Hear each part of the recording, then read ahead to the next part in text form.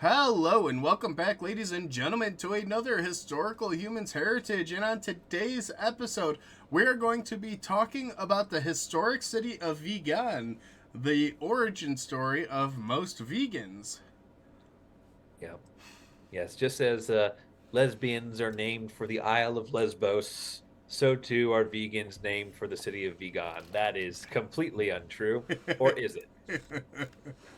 What it Uh, is it's actually a Spanish colonial city in the Philippines. yep. It's is this is one of the most intact examples of a planned Spanish colonial town, and it's a very unique example because it's one of the few ones that we have extant in Asia. And because of that, the cultures that are mixing here are not Spanish and various indigenous American tribes, but Spanish and various Asian cultures, from Filipino culture to Chinese elements, come to blend to make a unique version of the Spanish colonial city that's really only found in Vigan.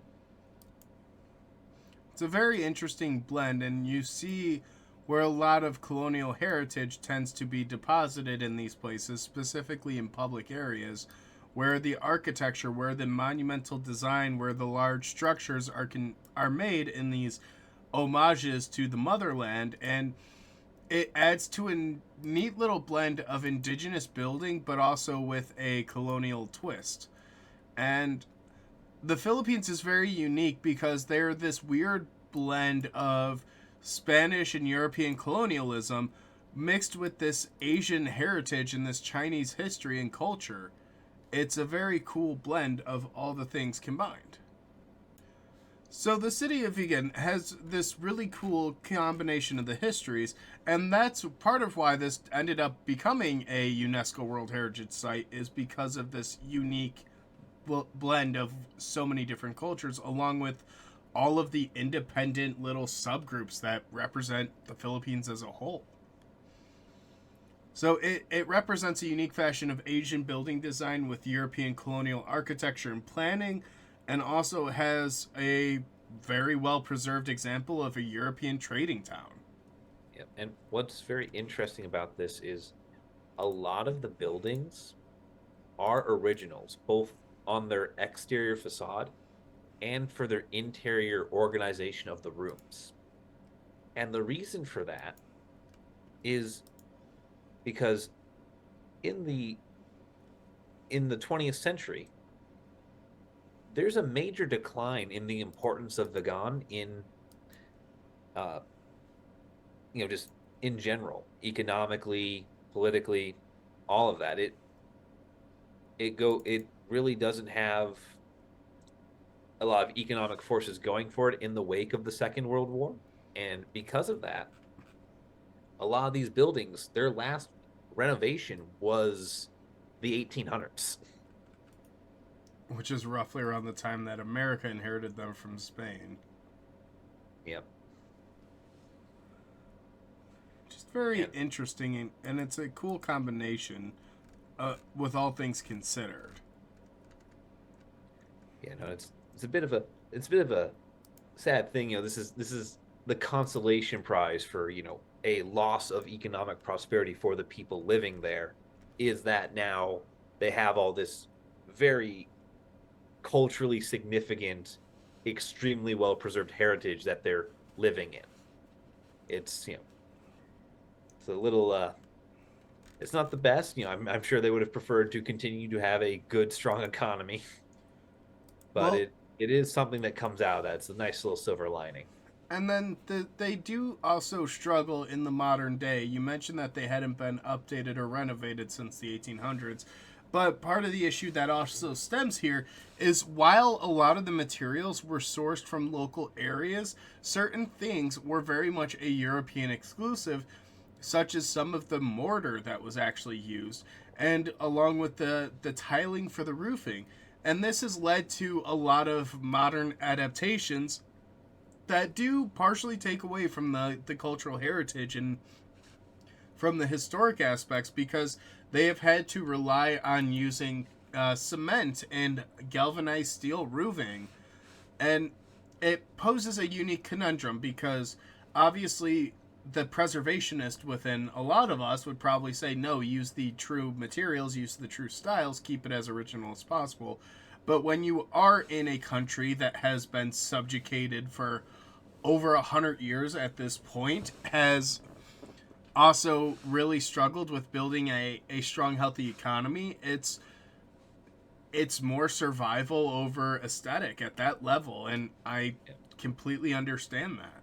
yeah, and even if there wasn't any ties of negativity or oppression associated with any part of this, the building materials come from the literal opposite side of the planet. That's a big ask to demand that you continue to import something that you only really had because of a large influx of a foreign population that was ruling here for a period of history. It poses one of the more unique UNESCO World Heritage sites, in my opinion, because while it's not the most well known site out there, and definitely not like the most visited, it still highlights that there are areas like this across the world that should be represented, that should be given an opportunity to sit among the stars, maybe in a different aspect, in a different light, but it represents such a key component to human history and to the development of a lot of different cultures and societies. I mean, Spanish colonialism stretched across the globe. It was a global phenomenon. British colonialism stretched even further. Portuguese colonialism, French. It all tells a story, and this is a cool intersection of that where you see the blending and the combinations and everything coming together. I That think there's certain yeah, that beauty in that. yeah, no, and that really is the crux of its inclusion on the UNESCO World Heritage Site is not just that this is one of the few places where all these cultures meet, but that all these cultures have been blended together to form a single townscape, to form something that looks unified, that doesn't feel disjointed or segmented. It feels like one continuous town. No bit of architecture feels entirely out of place. Well, and honestly, that to me, in a nutshell, is culture. Is this combination, this adaptation, this borrowing, this stealing of different cultural markers, identifiers, and taking your own twist and spin off on it. I think that's truly how we get a lot of cultural development, how we get a lot of these great cultural heritage sites. I mean, a lot of the Roman sites are almost direct plagiarism of certain Greek sites, and the Greeks date back even further. So it's just this interesting exchange of human nature because we kind of take inspiration from each other, and I think there's a beauty in that. Oh yeah, definitely, definitely. I mean, just look at some of the pictures. These are, a lot of these are just ordinary streets, and you can kind of feel the history right there of just this. It has that quaint aesthetic of this is something that would be 18th century or 19th century, and yet it's also very much the modern city.